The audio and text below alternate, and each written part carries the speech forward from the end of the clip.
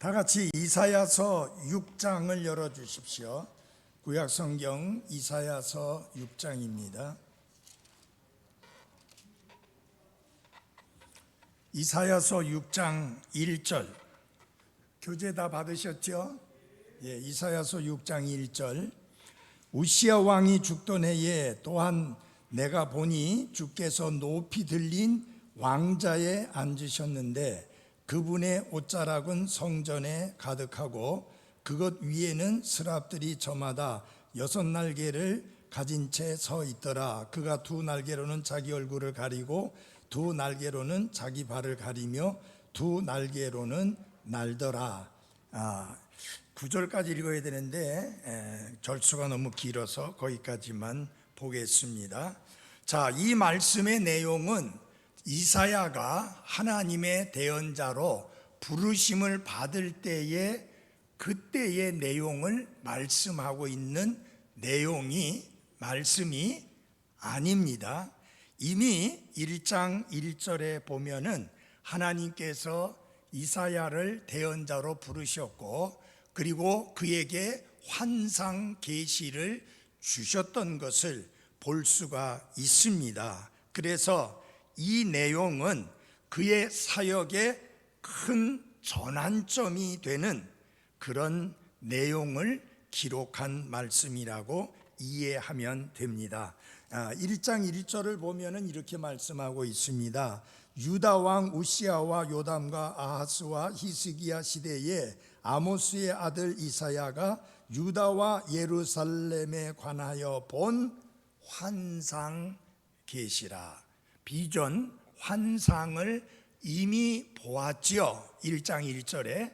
그 말은 무슨 뜻이냐면은 하나님이 그를 대언자로 부르셨고 그리고 하나님께서 그에게 환상을 통해서 하나님의 뜻을, 하나님의 말씀을 열어서 보이셨다라는 뜻입니다. 그러니까 6장에서 이사야가 처음으로 그가 하나님께 소명받은, 부르심을 받은 내용을 말씀하고 있는 게 아니라 그 사역에 이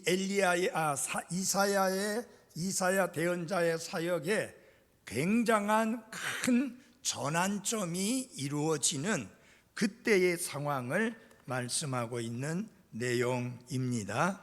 자, 하나님의 사람의 준비와 관련하여 좀 말씀을 보겠는데요. 1절은 아까 읽었고요. 역대하 26장 거기 긴 구절이 나와 있습니다만은 다 읽을 수 없고요. 특별히 그 말씀 중에서 22절 말씀을 보겠습니다. 역대하 26장 22절입니다.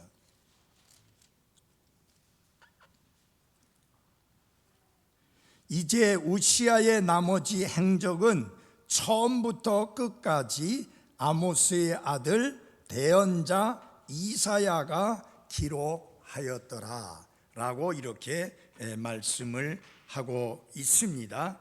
자, 이사야의 삶 속에, 사역 속에 큰 전환점이 이루어진 그 환상은 언제 그 이사야 대언자에게 주어졌느냐? 우시야 왕이 죽던 해에 그 특별한 환상 계시가 주어졌습니다. 환상 계시라는 말은 하나님께서 환상을 통해서 계시하신 하나님의 말씀이다 라고 하는 의미입니다. 그러니까 지금 이사야 대언자가 우시야 왕이 다스리던 때에 대언자의 역할을 쭉 해오던 중에 하나님께서 특별한 그의 삶의 전환적인 변화를 가져오는 그런 환상을 주시게 되었는데 그때가 언제냐? 우시야 왕이 죽던 바로 그 해였다고 하는 것입니다. 우시야 왕은 52년 동안 유다를 통치했습니다. 그리고 역대하 26장에 의하면은 우리가 말씀을 찾아보겠습니다. 역대하 26장 조금 전에 보았던 말씀 그 중에서 여기 우시야 왕을 설명하고 있는 그의 모습이 그의 상태가 어떠한지를 말씀하고 있는 내용 중에서 몇 가지를 찾아보겠습니다. 먼저 26장 4절에 보면은 그가 자기 아버지 아마사가 행한 모든 것에 따라 주의 눈앞에서 올바른 것을 행하며, 그렇게 말씀했습니다. 어떻게요? 올바른 것을 행했다, 옳은 것을 행했다, 이렇게 말씀하고 있습니다. 그 아버지를 닮아서 옳은 것을 행했다. 그 다음에 두 번째는 5절에 나와 있습니다. 뭐라고 말씀하고 있느냐 하면은 하나님의 환상들에 관하여 이해하는 스가랴가 사는 날 동안에 하나님을 어떻게 구하였고, 늘 하나님을 구하고 찾는 그런 왕이었다. 그러니까 우리가 이런 왕을 쉽게 말해서 하나님을 두려워하는 왕, 곧 경건한 왕이라고 말씀할 수 있습니다. 그래서 하나님께서 그를 어떻게 해주셨다고 그랬어요?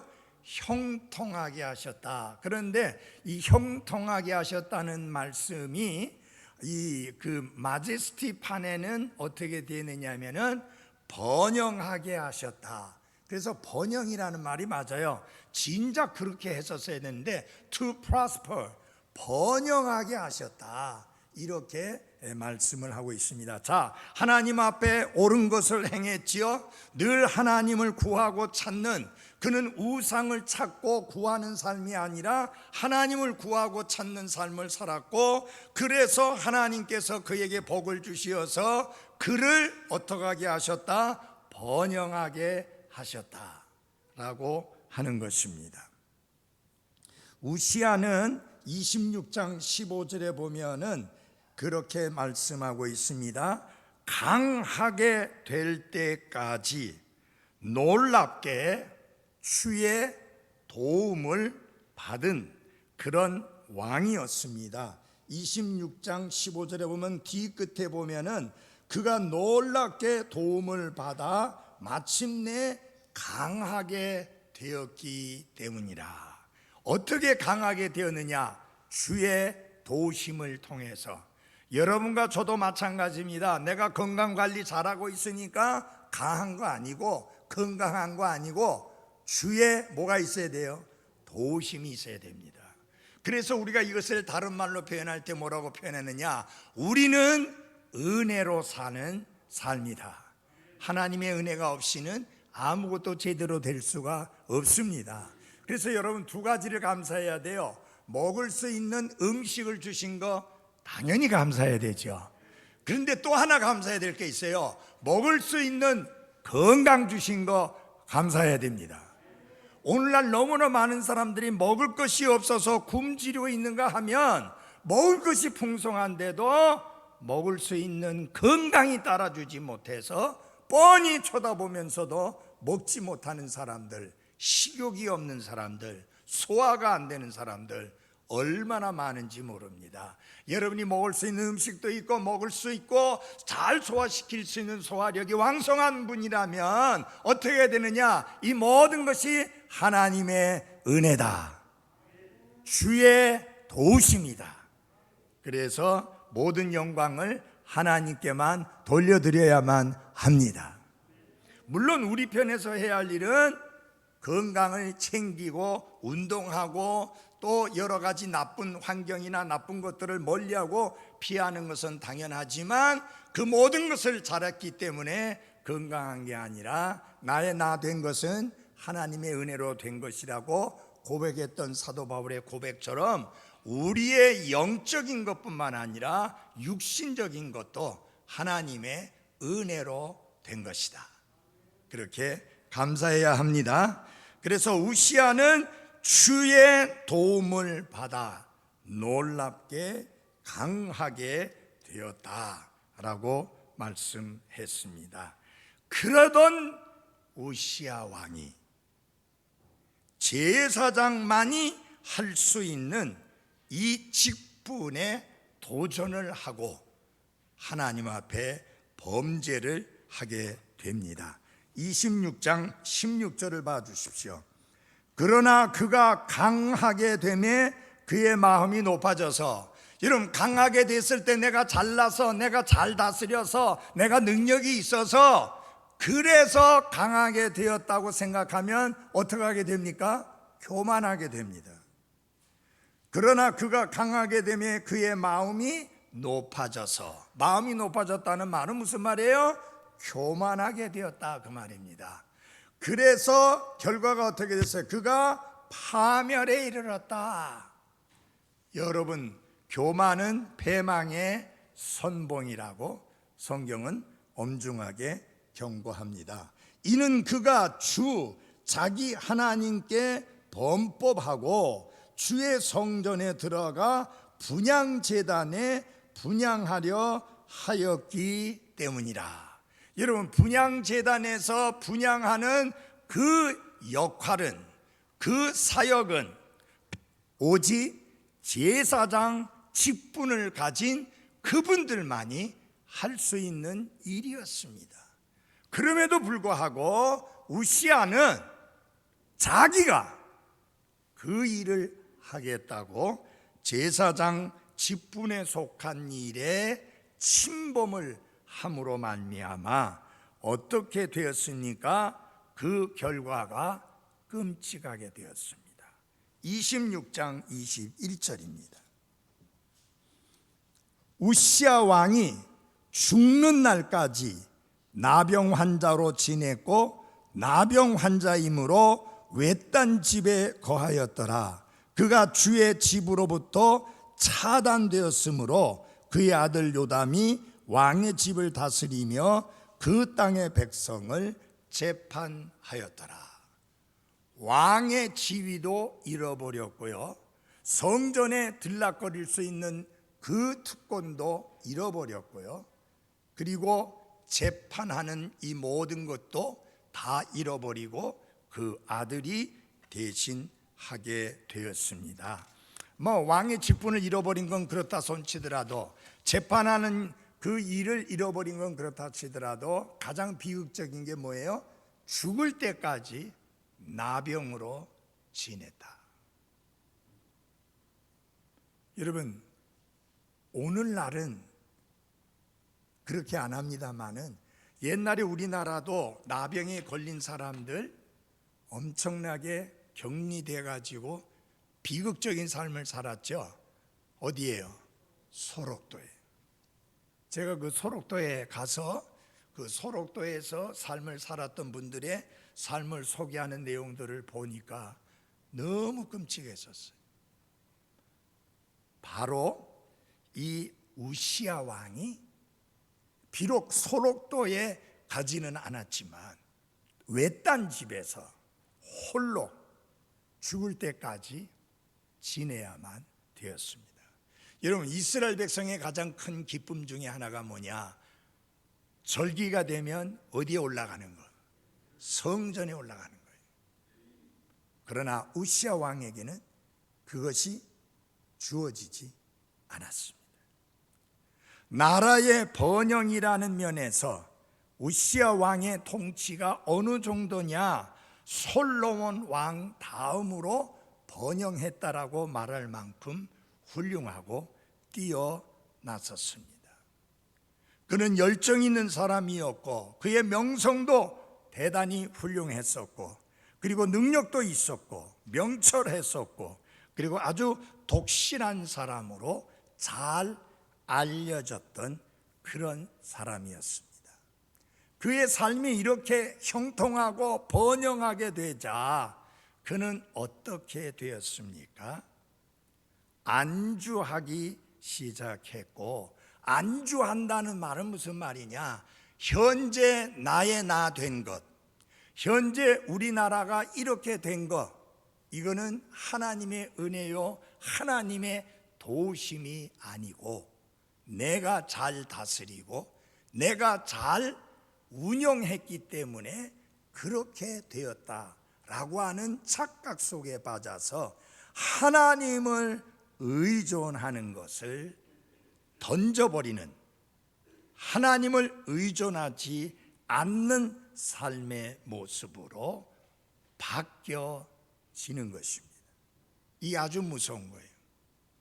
여러분, 번영할 때, 그리고 삶이 형통할 때, 그때는 더 많이 하나님을 의지하고 의존하며 하나님을 찾고 하나님을 인정하는 삶을 살 때라는 사실을 잊지 마시기를 바랍니다.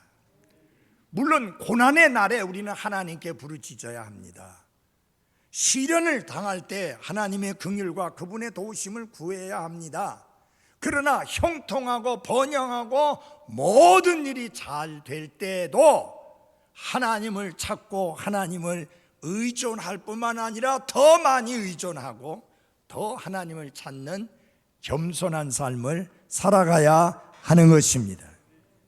그런데 우시야 왕은 그렇게 하지 않았습니다. 다시 한번 경고의 입장에서 역대하 26장 16절을 다시 한번 찾아보도록 하겠습니다. 26장 16절.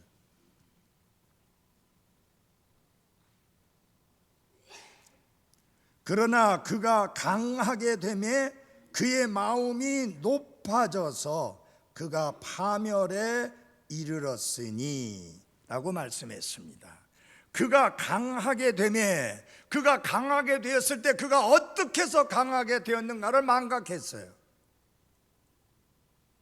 내가 잘나서, 내가 능력이 있어서, 내가 통치력이 뛰어나서, 지혜가 뛰어나서, 명철한 왕이라서, 그래서 나라가 강하게 된 줄로 착각한 거예요. 이 착각이 참 무섭습니다.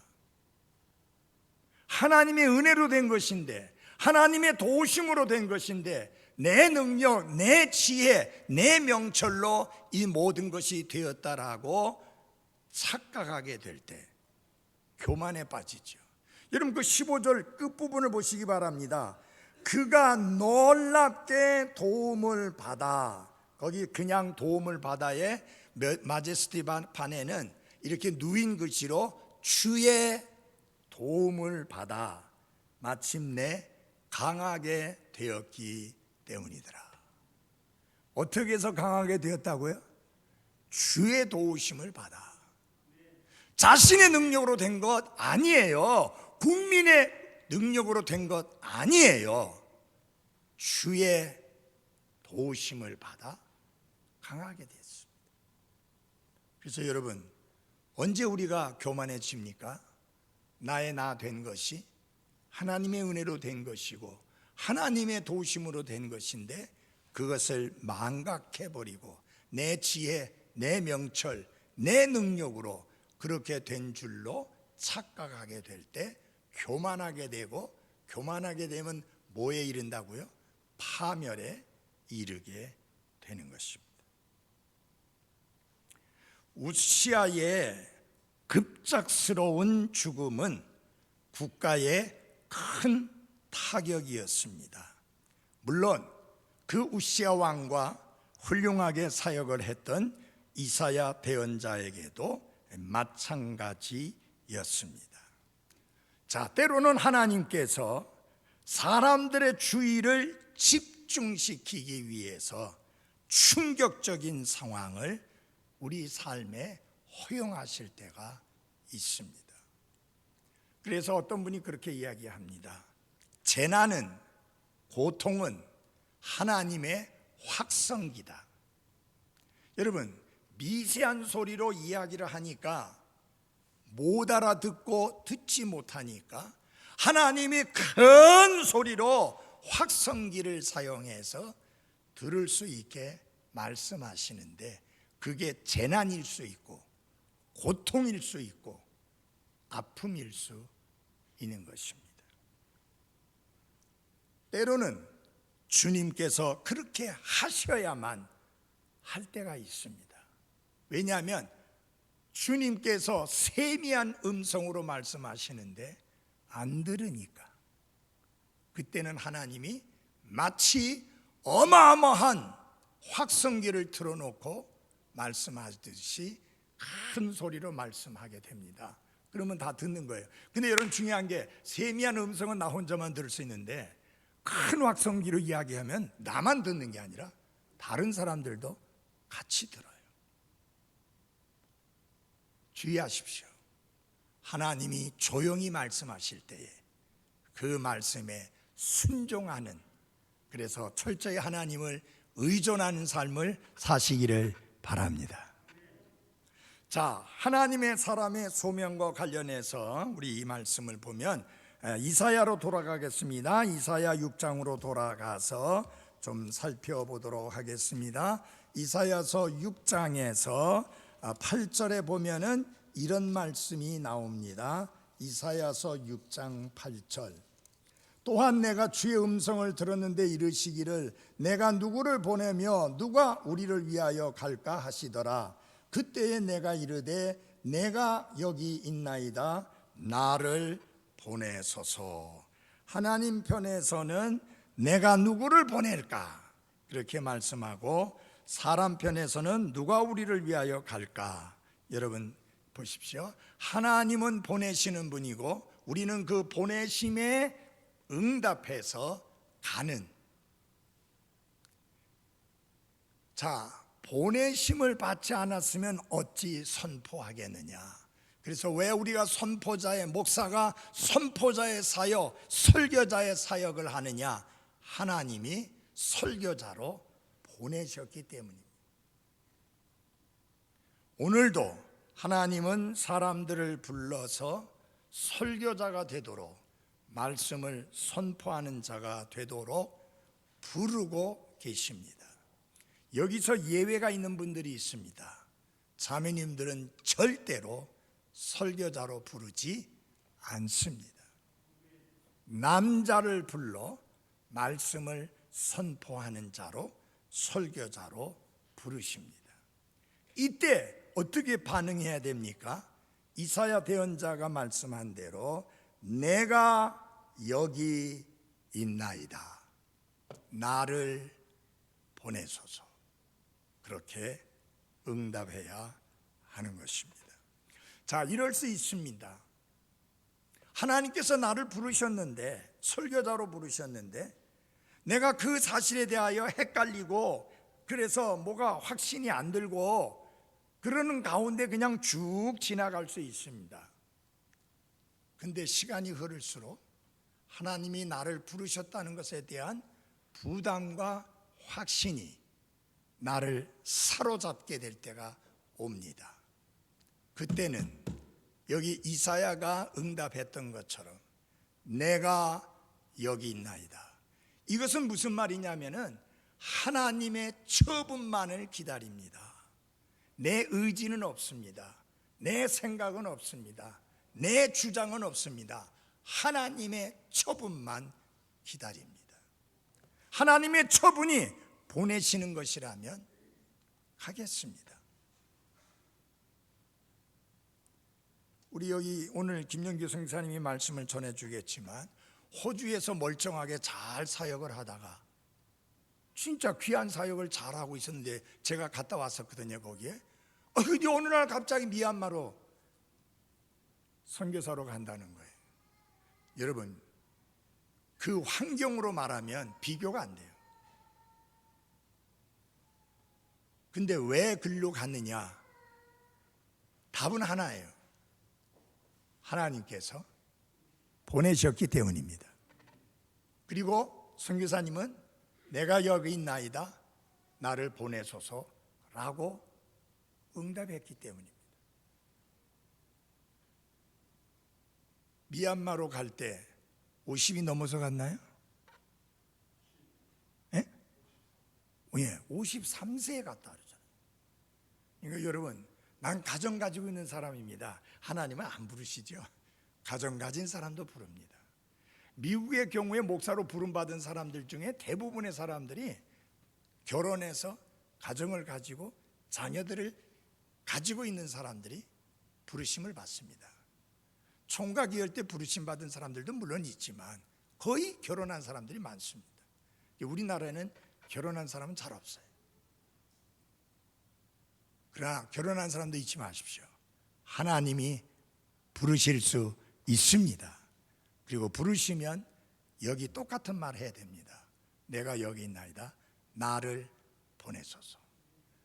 어쩌면 제가 베트남에 사역을 하러 갈지도 모릅니다. 그래서 1차 임동선 목사님하고 베트남을 방문하기로 했습니다.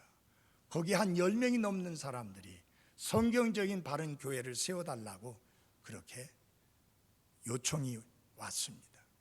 그래서 제가 가서 임동선 목사님 목회하고 있으니까 안 되고 가서 한 3개월 정도 머물면서 사역을 하다가 한국에 돌아왔다가 다시 돌아가서 사역을 하다가 그 다음에 적당한 사람이 있으면 맡기고 다시 저는 철수하고 그런 생각을 가지고 있는데 아직 제 아내가 별로 아멘을 안 해요. 과테말라도 가려는데 제 아내가 아멘을 안 해가지고 어쨌든 지금 저는 선교에 대한 열정이 지금 아주 뜨겁습니다. 하나님이 부르시고 쓰시겠다고 하면 왜? 내가 젊었을 때 못했던 선교 사역이잖아요. 이렇게 나이 들어서도 하나님이 쓰시겠다고 하면 가서 사역하고 싶은 마음입니다. 저는 오직 한 가지예요. 내가 여기 있나이다. 내가 여기 있나이다. 저는 하나님의 처분만을 기다립니다. 그래서 은퇴는 모든 것을 내려놓고 아무것도 안 하는 게 아니라 다른 형태의 사역으로 전환하는 인생의 전환점이 목사의 은퇴이다. 그렇게 생각합니다. 아이고 이제 목사님 오래 하셨는데 이제는 쉬십시오. 쉬는 게 더 힘들어요. 자, 하나님의 사람에게 주어진 계시가 1절에서 5절에 자세히 설명이 되어지는데요. 하나님께서 이사야에게 환상을 통해서 그에게 그분의 하나님의 계시를 보여주셨습니다. 자, 이사야는 주 하나님의 모습을 하나님께서 계신 그대로 보았습니다. 자, 그래서 우리가 여기서 보게 되면은 이사야가 섬겼던 이사야의 왕, 그리고 왕 중에 왕이신 하나님, 얼마나 극명한 차이가 있는지를 볼 수가 있습니다. 자, 여러분 보십시오. 우시아는 어떻게 됐어요? 이사야 대언자가 왕으로 섬기던 우시아는 어떻게 됐어요? 변절했어요. 배도했어요. 하나님의 말씀을 저버렸습니다. 그리고 이사야의 마음속에 이 우시아 왕의 죽음은 참 그늘을 드리우게 했습니다. 그러나 왕 중의 왕이신 하나님은 어떤 분이시냐? 거룩하시고 영원하시고 영광스러운 왕이십니다. 인간 왕은 변절할 수 있습니다. 그러나 왕 중의 왕이신 하나님은 항상 거룩하시고 영원하시며 영광스러운 왕이십니다. 그래서 그 환상으로 인해서 이사야의 눈은 사람이 아닌 하나님께 고정되었고, 하나님의 사람이라면 반드시 그러해야 합니다. 여러분, 사람을 바라보면 실망하게 됩니다. 사람에게 눈을 고정시키면 우리는 낙담하게 됩니다. 그러나 하나님께 우리의 눈을 고정시키면 우리는 안정된 삶을, 믿음의 삶을 살 수 있습니다. 그래서 신약 성경에는 히브리서 12장 2절에 뭐라 그랬어요? 믿음의 창시자요 또 완성자이신 예수 그리스도를 바라보자. 그 바라보자는 말이 이렇게 살짝 쳐다보고 눈을 돌리는 게 아니라 고정시켜서 계속해서 그분께 눈을 고정시키고 그분을 바라보는 것을 의미합니다. 그래서 계속 주 예수 그리스도를 바라보아야 합니다. 여러분, 눈길을 주님께로부터 돌렸을 때 베드로의 삶에는 뭐가 왔어요? 물속에 푹 빠지는 결과를 낳았습니다. 그는 주님을 바라보지 아니하고 뭘 바라봤어요? 환경을 바라봤어요. 주위의 파도와 그리고 힘찬 바람을 바라보니까 그렇게 빠져들게 되었습니다. 여러분이 빠져들고 그리고 실망하고 낙담하는 삶을 살기를 원하면 자기 자신을 바라보십시오. 그리고 세상을 바라보십시오. 그리고 사람을 바라보십시오. 그러면 그 삶은 빠져 들어가는 삶이 될 겁니다. 그래서 우리의 눈은 항상 믿음의 창시자여 완성자이신 주 예수 그리스도께 고정시키고 살아가야 합니다. 자, 이사야는 또 자기 자신의 모습을 있는 그대로 보았습니다. 자기 자신의 모습을 있는 그대로 보고 나니까 그가 외친 말은 무슨 말이냐? 내게 영광이 있다. 그렇게 외친 게 아니라 내게 화가 있다 라고 이렇게 외치게 되었습니다. 자, 바로 앞장 이사야서 5장에서는 이사야가 백성들을 향해서 6가지 화를 선포했습니다. 화가 있을지어다, 화가 있을지어다, 이런 말씀을 6번이나 선포한 이사야가 이제는 자기 자신을 두고 내게 화가 있도다 라고 이렇게 외치게 된 것입니다.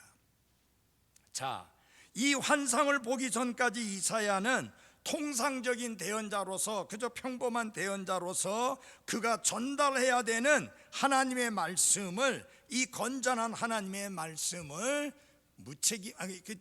이제 의무감에 사로잡혀서 전했을지 모릅니다. 내가 대언자니까 당연히 말씀 전해야지, 그래서 전했을지도 모릅니다. 그러나 자기 자신의 모습을 있는 그대로 보는 그 순간에 그는 대언자로서의 진정한 확신을 확고하게 가지게 되었고, 그는 상한 마음을 가지게 되었습니다. 여기 우리는 상한 마음이라고 하는데 영어는 broken heart 해갖고 부서진 마음이라 그렇게 표현을 합니다. 상한 마음을 가지게 됐습니다.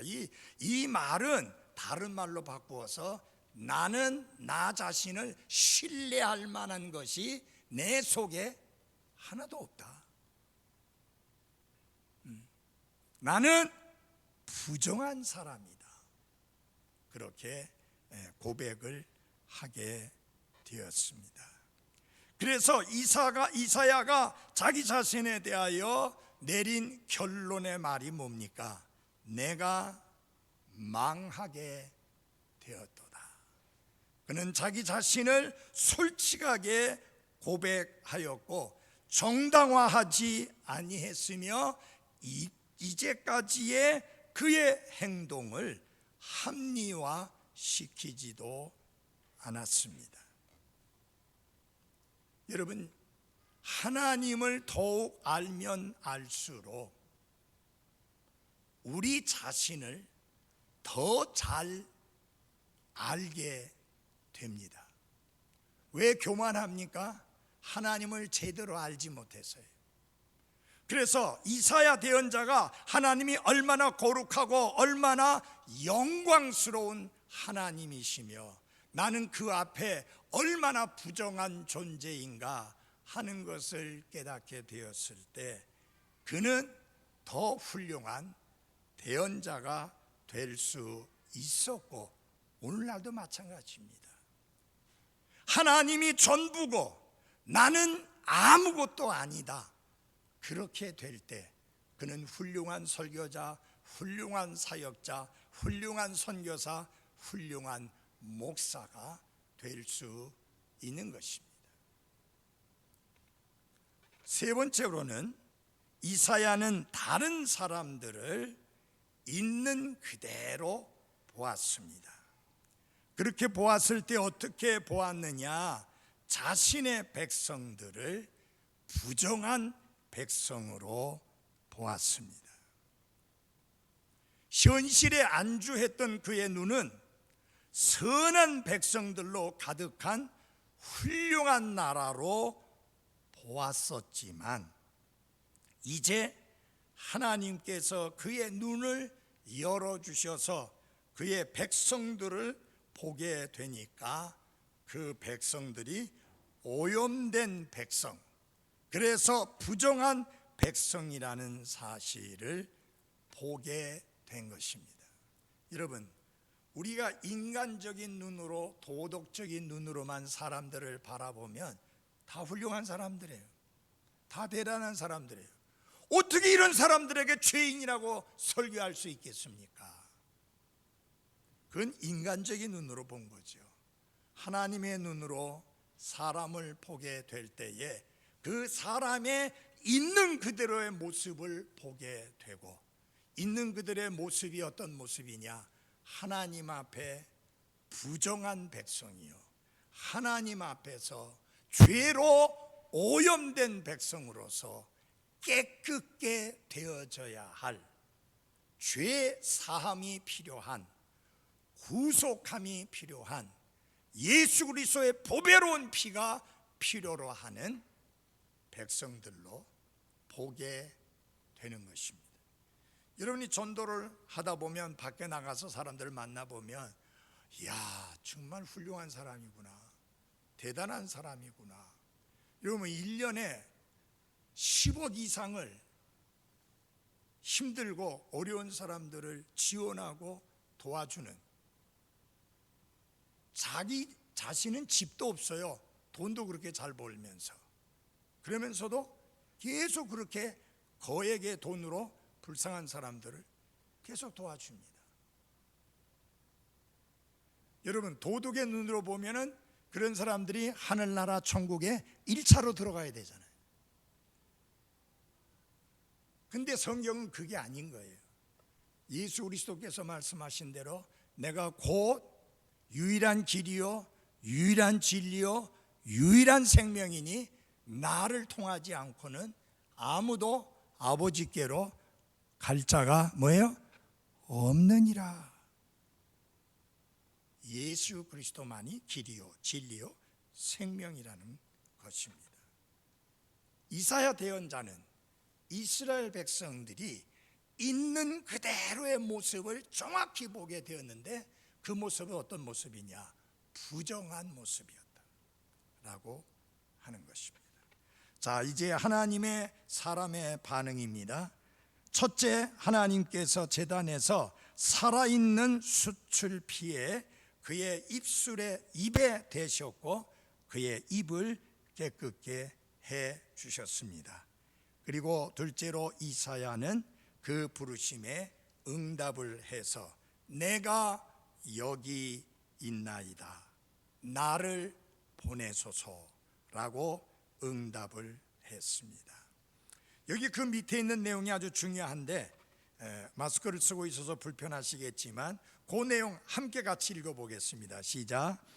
주님께서는 사람을 통해 일하시기 전에 그 사람 안에서 먼저 일하셔야만 합니다. 하나님이 부르신 사람, 하나님께서 그를 통해서 하나님의 사역을 이루시기 전에 먼저 그 사람 안에서 하나님께서 일하셔야만 합니다. 무슨 말이냐? 다듬으시고 빚으셔야만 하는 것입니다. 그렇게 준비될 때 하나님께서 그를 들어 쓰실 수가 있습니다. 11시 10분 예배에